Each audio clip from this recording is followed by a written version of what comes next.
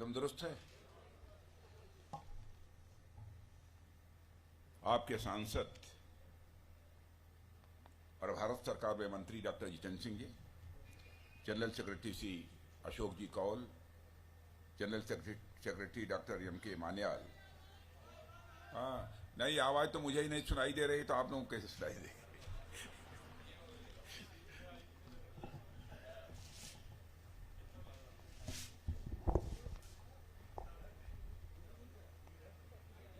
ले आइए, ले आइए, ले आइए, मैं हाथ से ही बोलता हूं। डॉक्टर जी, अब यह देखिए कितना खुशनुमा माहौल है।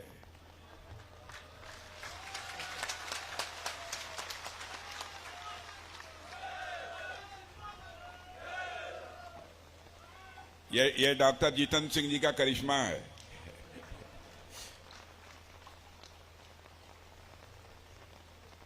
डॉक्टर जितेंद्र सिंह जी, श्री अशोक कौल जी जनरल सेक्रेटरी, डॉक्टर के मान्याल, डॉक्टर जीवनलाल जी एक्स MLA, श्री प्रेम सागर अजीज, कर्नल महान सिंह, श्री विक्रम सिंह, श्री नीरज राजपूत, श्री तजिंदर सिंह, श्री किशोर कुमार, श्रीमती रीता देवी, श्रीमती श्वेता देवी, श्री जंगवीर सिंह, श्री दर्शन सिंह, श्री सतीश शर्मा, श्री सुमेश तपोलिया, डॉक्टर श्रीमती सुलेखा शर्मा, श्री शंकर सिंह, श्री अभिजीत यसरोटिया और इस सभा में मौजूद मेरे सभी सम्मानित बहनों एवं भाइयों। पानी बरसने लगा, भाषण कैसे होगा?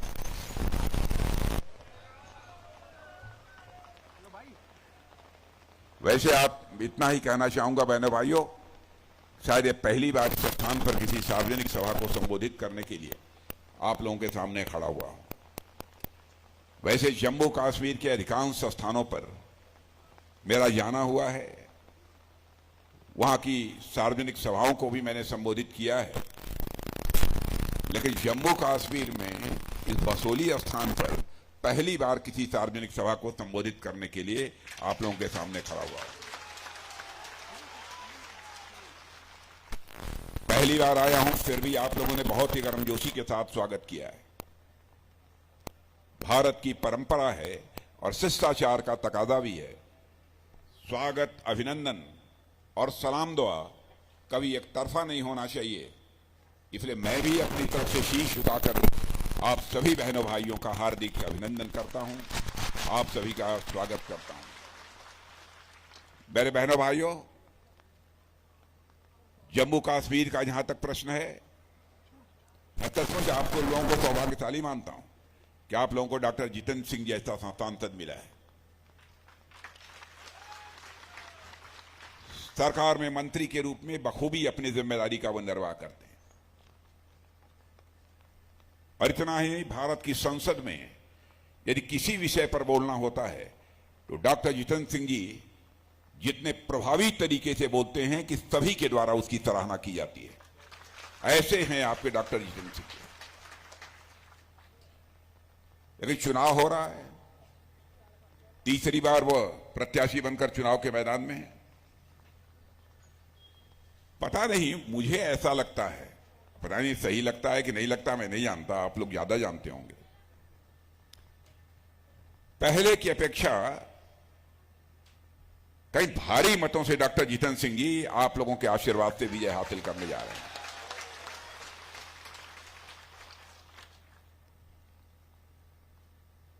जहां तक मोदी जी की सरकार का प्रश्न है,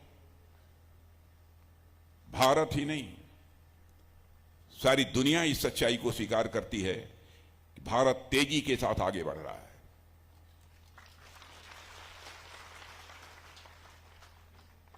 बहनों भाइयों, अंतर्राष्ट्रीय जगत में भारत का कद बढ़ा है। पहले अंतर्राष्ट्रीय मंचों पर भारत कुछ बोलता था तो भारत की बातों को जितनी गंभीरता पूर्वक लिया जाना चाहिए नहीं लिया जाता था, लेकिन आज यदि अंतर्राष्ट्रीय मंचों पर भारत कुछ बोलता है, सारी दुनिया कान खोलकर सुनती है कि भारत बोल क्या रहा है। यह भारत की हैसियत बनी। आप लोगों का भी अथवा आप लोगों के परिवार के बहुत सारे सदस्य विदेशों में होंगे, आपको इस बात की जानकारी देते होंगे और आज हमारा देश आर्थिक रूप से धीरे धीरे मजबूत होना प्रारंभ किया है। आजादी हासिल किए हुए लगभग 74-75 वर्षों का समय गुजर गया, लेकिन भारत को आर्थिक दृष्टि से जो मजबूती हासिल करनी चाहिए थी नहीं कर पाया। पहली बार मोदी जी के प्रधानमंत्री बनने के बाद समाचार पत्रों के माध्यम से भी आप सबको जानकारी मिली होगी कि भारत आर्थिक दृष्टि से भी कैसे मजबूत हुआ है और कैसे यह भारत आगे बढ़ रहा है। मैं आपके सामने एक मिसाल रखना चाहता हूं। 2014 में यही हमारा भारत धन दौलत के आकार यानी इकोनॉमी की साइज के मामले में दुनिया के देशों में 11वें स्थान पर खड़ा था। वही भारत मोदी जी के प्रधानमंत्री बनने के बाद, बहनों भाइयों, आज के 1 साल पहले ही, 2 साल पहले ही जो भारत इकोनॉमी की साइज के मामले में दुनिया में 11वें स्थान पर खड़ा था, वह जंप लेकर 5वें स्थान पर आ गया।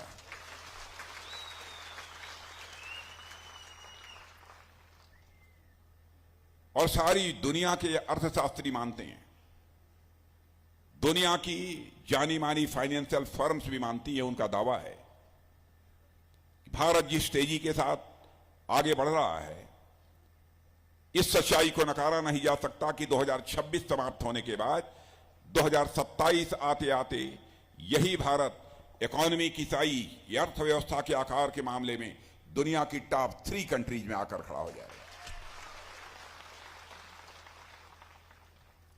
सारे विश्व में सर्वाधिक तेजी से आगे बढ़ने वाली अर्थव्यवस्था किसी देश की है मेरे बहनों भाइयों, तो भारत की है। हम लोग कितने सौभाग्यशाली हैं कि ऐसा एक सशक्त नेतृत्व मिला है। और जिस पार्टी से हम लोग आते हैं, आप लोग भी अच्छी तरह जानते हैं, हम लोग जो कहते हैं वह करते हैं। हमारे कृति और कथन में कभी अंतर नहीं रहा है। मैं समझता हूं आजादी हासिल होने के बाद कांग्रेस के नेताओं ने इस देश की जनता के साथ जितने वादे किए, यदि आंशिक रूप से भी अपने वादों को पूरा कर दिया होता तो आज के 20-25 साल 30 साल पहले ही भारत दुनिया के ताकतवर देशों की कतार में आकर खड़ा हो गया होता। लेकिन उन्होंने कहा कुछ किया कुछ। बराबर अन्य राजनीतिक पार्टियों ने अपने चुनावी घोषणा पत्र जारी किए, बहुत लंबे चौड़े वादे भी जनता से किए, लेकिन सरकारें बन जाने के बाद उन्होंने अपने वादे को पूरा नहीं किया। लेकिन मैं आपसे अपील करना चाहता हूं, बहनों भाइयों, भारतीय जनसंघ के रूप में जब हम लोगों ने यात्रा प्रारंभ की थी, उस समय से लेकर आज तक हमारे चुनावी घोषणा पत्र को उठाकर कोई देख ले। जब सरकार नहीं बनी थी तो उस समय तो नहीं कर पाए, लेकिन हम बार बार कहते रहे, जब भी हमारी सरकार बनेगी, इस जम्मू कश्मीर, जिसे धारा 370 के तहत एक विशेषाधिकार प्राप्त है, इस धारा 370 को हम समाप्त करेंगे और जम्मू कश्मीर का भी वही दर्जा होगा जो हिंदुस्तान के अन्य राज्यों का दर्जा होगा। हम लोगों ने इसे पूरा किया। हम लोगों ने कहा था, 1984 से नारे लगाते चले आ रहे थे कि रामलला हम आएंगे, मंदिर हम ही बनाएंगे। तो लोग ये कहते थे, हमारे विरोधी दल के लोग, रामलला हम आएंगे, मंदिर वहीं बनाएंगे, लेकिन तारीख नहीं बताएंगे। लेकिन बहनों भाइयों, आपने देखा वो तारीख आ गई है। अयोध्या की धरती पर भव्य राम का मंदिर बनकर तैयार हो गया और 22 जनवरी को ही हमारे प्रधानमंत्री ने उसकी प्राण प्रतिष्ठा कर दी।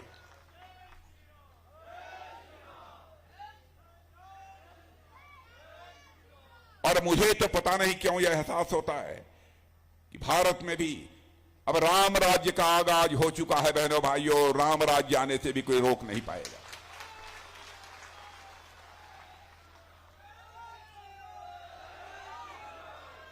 राम राज्य का मतलब क्या होता है?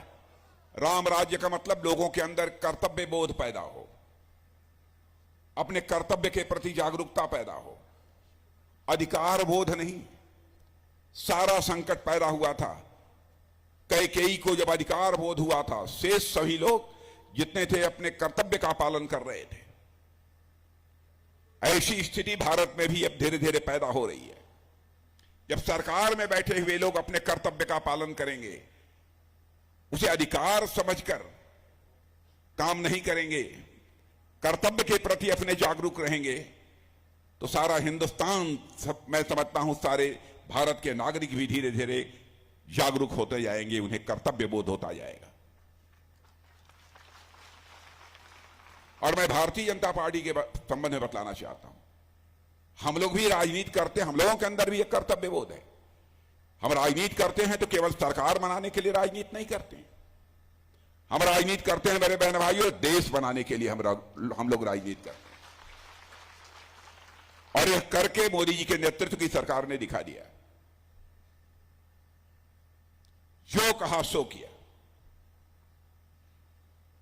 हम लोगों ने कहा था नागरिकता कानून पास करेंगे, नागरिकता कानून पास कर दिया। अब इसको लेकर भी लोग गलतफहमी पैदा करने की कोशिश कर रहे हैं कि बहुत सारे लोगों की नागरिकता चली जाएगी। बहनों भाइयों, जो भारत का नागरिक है उसकी नागरिकता किसी भी सूरत में नहीं जाने वाली है। अब एक चीज बची है, यूनिफॉर्म सिविल कोड। इस बार के घोषणा पत्र में हम लोगों ने डंके की चोट पर कहा है 5 वर्षों के अंदर हम यूनिफॉर्म सिविल कोड भी यहां लागू करेंगे।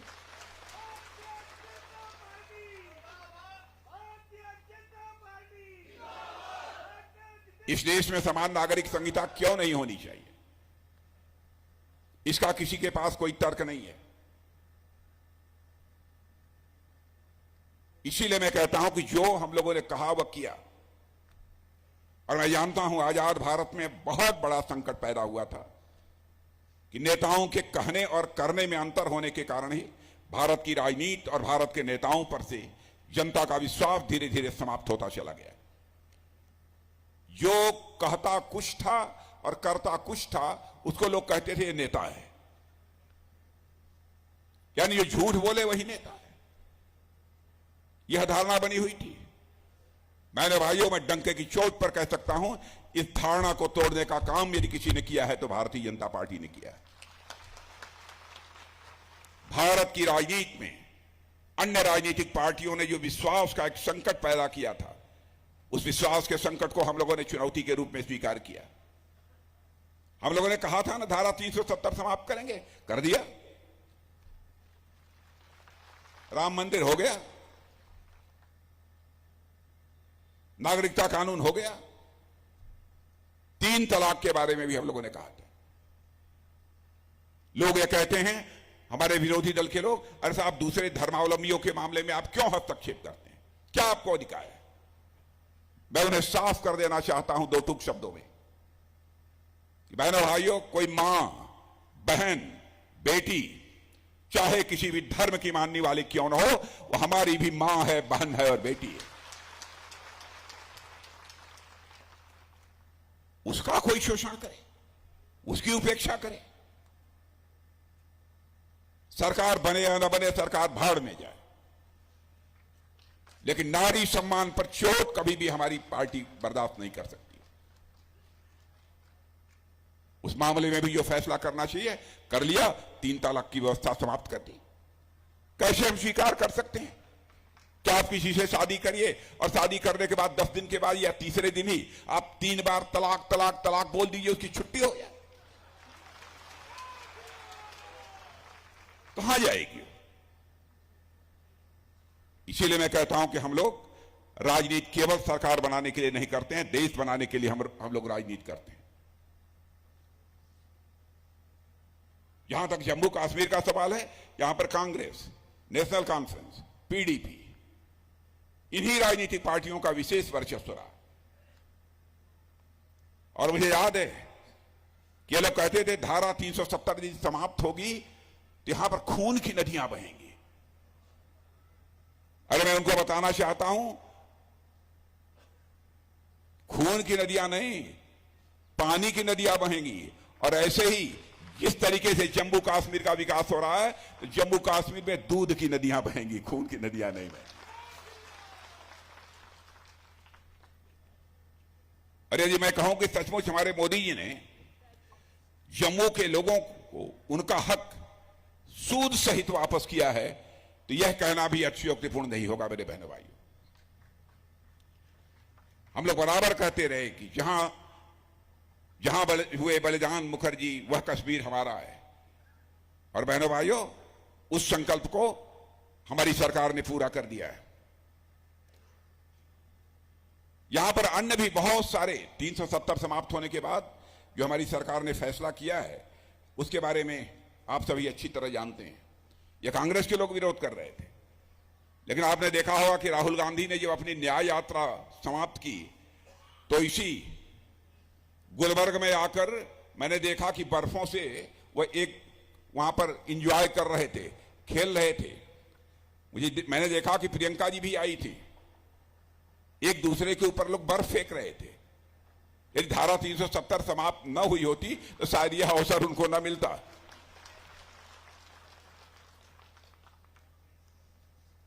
और जिस प्रकार से अमन अमान की स्थिति यहां पर पैदा हुई है, बहनों भाइयों, उसकी जितनी भी सराहना की जाए वह कम है। और इसकी चर्चा केवल भारत की सीमाओं तक ही सीमित नहीं है, दुनिया के दूसरे देशों में भी है। मुझे याद है कि पहले यहां पर मां वैष्णो देवी के दर्शन के लिए जब श्रद्धालु आते थे, तो उनके बस की चेकिंग होती थी, उनके बैग की चेकिंग होती थी। लेकिन आज इस चेकिंग सिस्टम को हम लोगों ने समाप्त कर दिया, कोई जरूरत नहीं होती है। जो श्रद्धालु माता रानी का दर्शन करना चाहता है, माता रानी का दर्शन समाप्त कर सकता है। अब जम्मू कश्मीर फुल स्पीड से आगे बढ़ रहा है। मैं उन सब सारी परियोजनाओं की यहां पर चर्चा नहीं करना चाहूंगा, जिसकी चर्चा अभी हमारे डॉक्टर साहब ने की है। लेकिन महबूबा जी, मैं आपको याद दिलाना चाहता हूं, आपने कहा था यदि धारा 370 समाप्त होगी, यहां पर भारत का तिरंगा उठाने वाला कोई नहीं मिलेगा। आज तिरंगा जम्मू कश्मीर के कोने कोने में लहरा रहा है।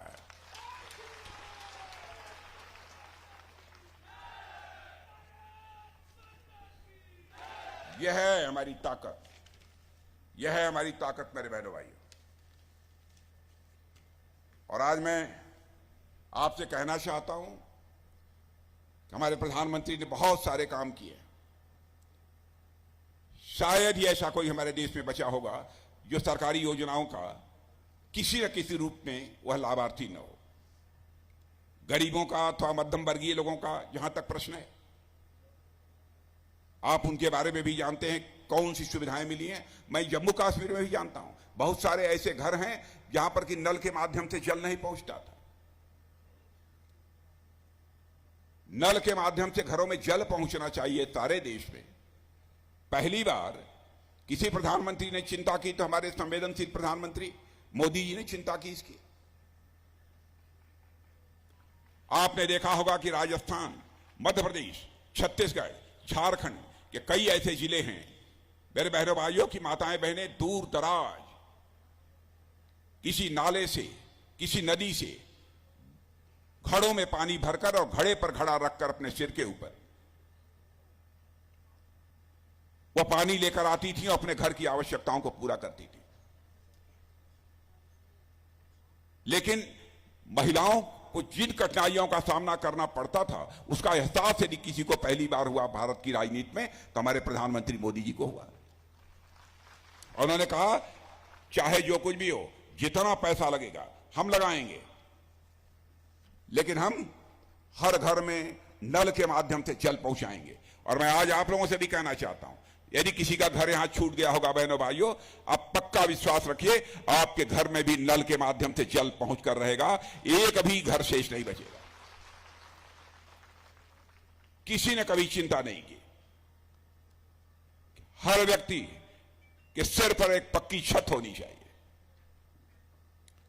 जम्मू कश्मीर में तो उतना नहीं देखने को मिलता है, लेकिन देश के दूसरे राज्यों में चले जाइए, पहले अधिकांश कच्चे मकान लोगों को देखने के मिलते थे। प्रधानमंत्री ने संकल्प लिया, एक भी परिवार शेष नहीं बचेगा जिस परिवार को अपना सिर ढकने के लिए पक्का छत न मुहैया हो जाए। 4 करोड़ से अधिक पक्के मकान बनकर लोगों को मुहैया हो गए, मिल गए। और इस बार के घोषणा पत्र में यह भी संकल्प लिया है कि आगे भी 4 करोड़ घर बनेंगे, यानी हिंदुस्तान में एक परिवार भी शेष नहीं बचेगा जिस परिवार को अपना सिर ढकने के लिए पक्का छत न मुहैया हो जाए। एक परिवार भी शेष नहीं बचेगा। आयुष्मान भारत योजना, मैंने देखा है गरीब छोड़िए, मध्यम वर्गीय परिवारों में लोग बीमार पड़ जाते थे, पैसे के अभाव में अपना इलाज नहीं करा पाते थे, क्योंकि अब इलाज भी कितना महंगा हो गया है। प्रधानमंत्री ने फैसला किया कि आयुष्मान भारत योजना लागू करेंगे और गरीबों के 5 लाख रुपए तक का मुफ्त इलाज किया जाएगा। यह सिलसिला भी भारत में प्रारंभ किया।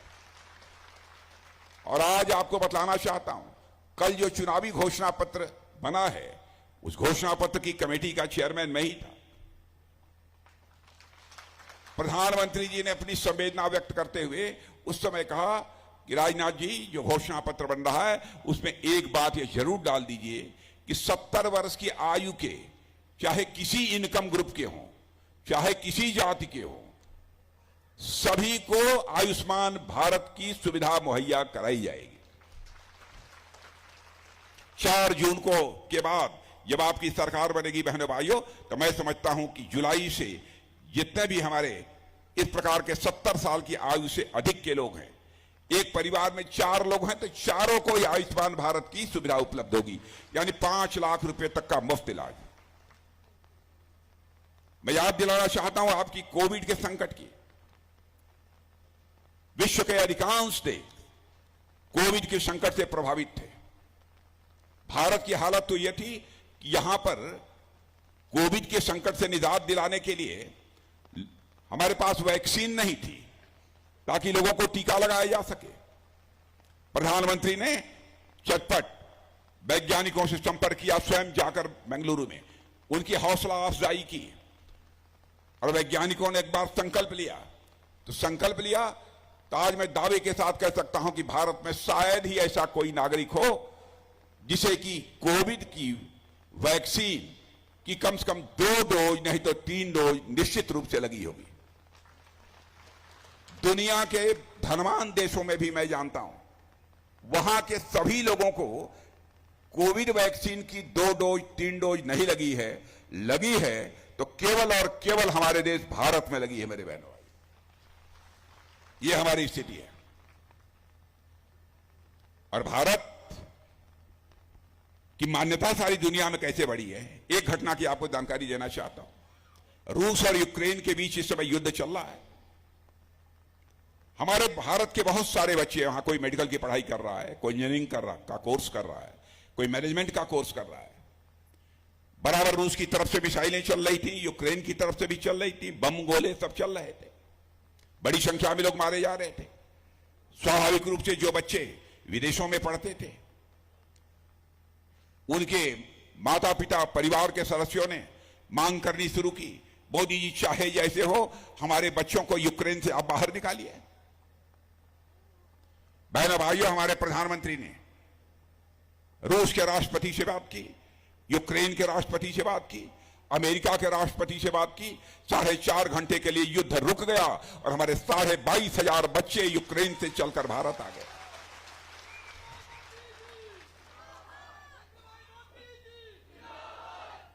हमारी बहनें यहां पर बैठी हैं, इनको भी बताना चाहता हूं, क्योंकि मैं आया तो जो वहां मिल रहा था कुछ सेल्फ हेल्प ग्रुप की बहनें भी थी।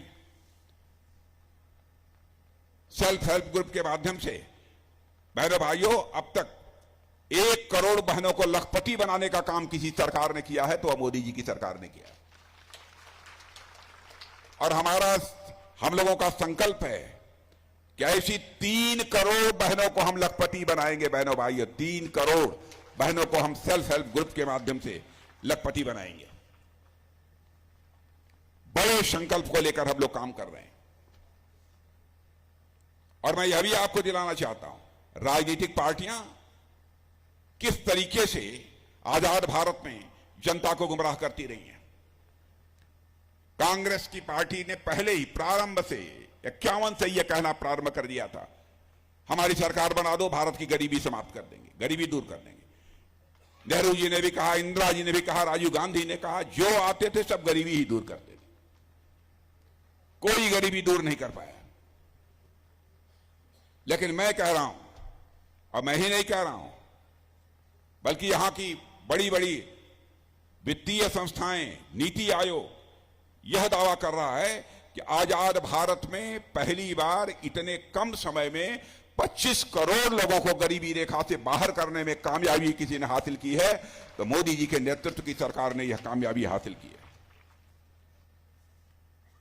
भारत के बारे में धारणा बदल गई है बहनों भाई। पहले भारत माना जाता था सॉफ्ट स्टेट है,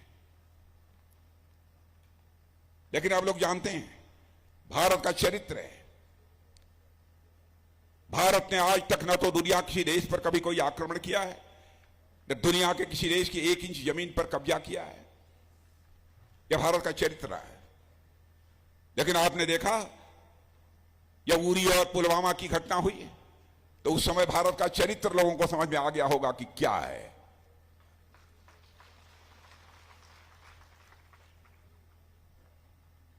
और बहनों भाइयों, उस समय 2 टूक संदेश हम लोगों ने दे दिया, हम किसी को छेड़ेंगे नहीं, लेकिन हमें कोई छेड़ेगा तो हम छोड़ेंगे भी नहीं।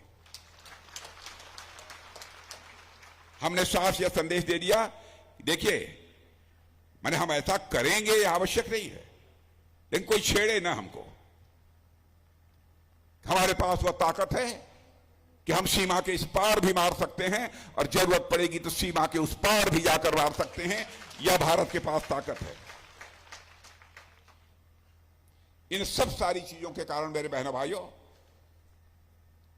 सारी दुनिया में भारत की ताकत बढ़ी है।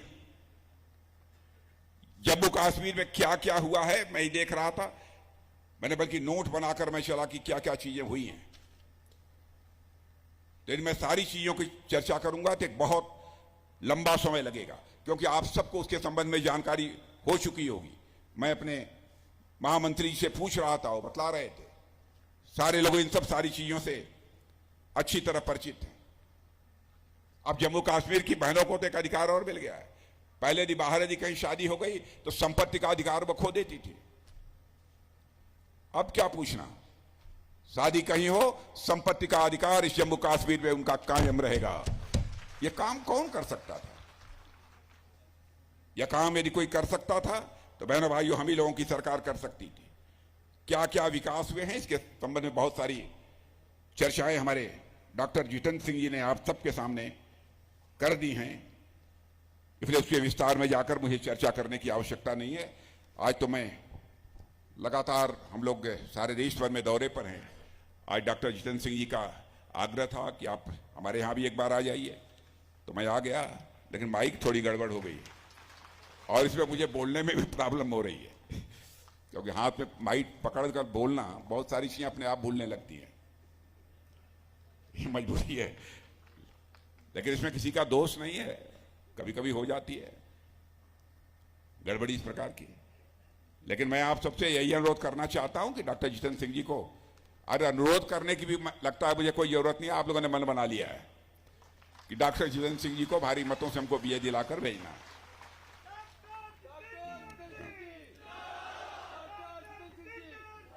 और आप ये भी जानते हैं कि डॉक्टर जितेंद्र सिंह जी को आप सांसद बनाते हैं तो केवल सांसद नहीं बनाते हैं, या कुछ और बनते हैं।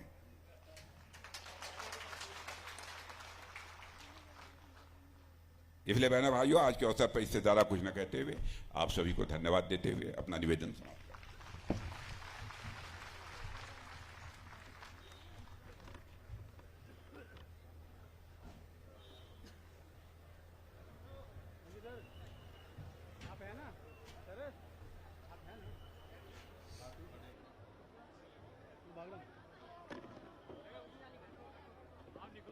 मैं निकलता हूँ, ठीक है?